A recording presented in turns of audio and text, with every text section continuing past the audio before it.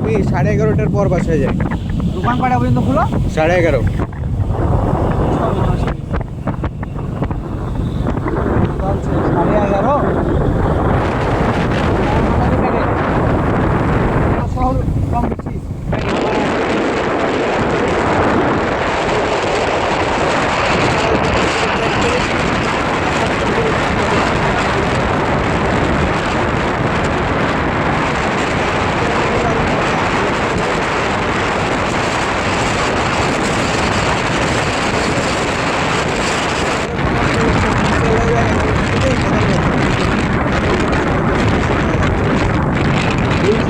আমাদের তো দোকান ভাড়া নাই,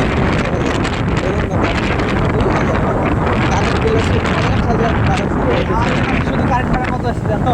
2200 টাকা আসছে। যদি লাইট এসি লাগাই তাহলে বুঝো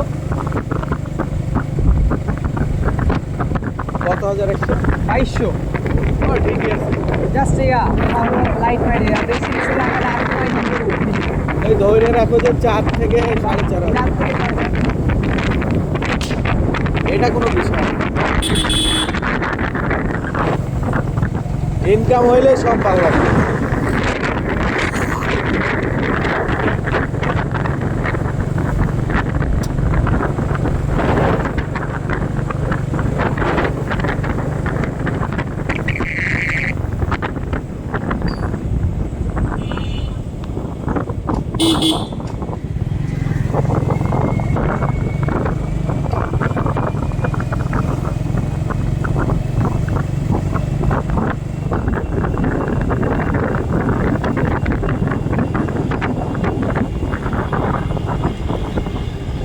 যাও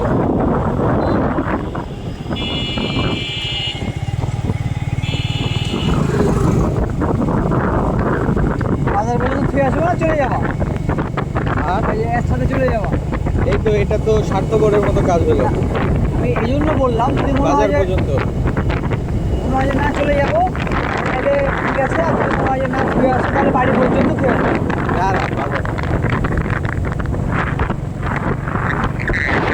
হাতে করে নিয়ে এলাম আর মাছ পথে ছেড়ে দিব, তাহলে তো সম্ভব আসলে। ব্রো, সব থেকে বিরক্তকর গাড়ি হচ্ছে ব্রো ভ্যান। রিক্সা চড়ে বেড়ানির মজা আছে একটা, বুঝছো? ভ্যানে চড়া খুব বিরক্ত লাগে। বিরক্ততা না, ওটাকে বলা হয় লজ্জা। লজ্জা না, বিরক্ত লাগে। সব থেকে আমার পছন্দ আমার মায়ের ভ্যান, সব থেকে পছন্দ ভ্যান ফ্যান। সময় কেটে একদিন চলে আসো না ঘুরতে কোথায়? রাজশাহী। ইনশাআল্লাহ সময়।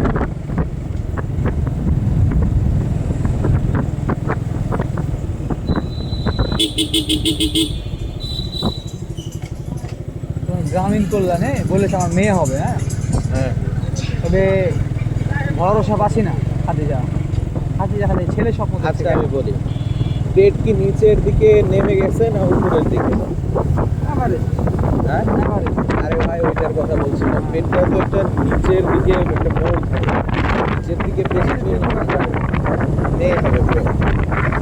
পেটটা যদি নিচের দিকে জোর থাকে তাহলে মেয়ে হবে। তারপরে গ্রামীণ কল্যাণে ধরো যে বলে দিয়েছে যে মেয়ে হবে, মানে ক্লিয়ার হবে, বুঝতে এই পেরেছে। নন্দনগাছিতে হ্যাঁ বুঝতে পেরেছে বিধায় না বলিস, না তো বলতো না, তাই না? মেয়ে হবে, সমস্যা নেই। মেয়ে হলে তো আলহামদুলিল্লাহ ভালো, আমি তো সেটাই চাই, আমরা সবাই আর মেয়ে আর ছেলে রে বাড়া সুস্থ হোক। সেটাই।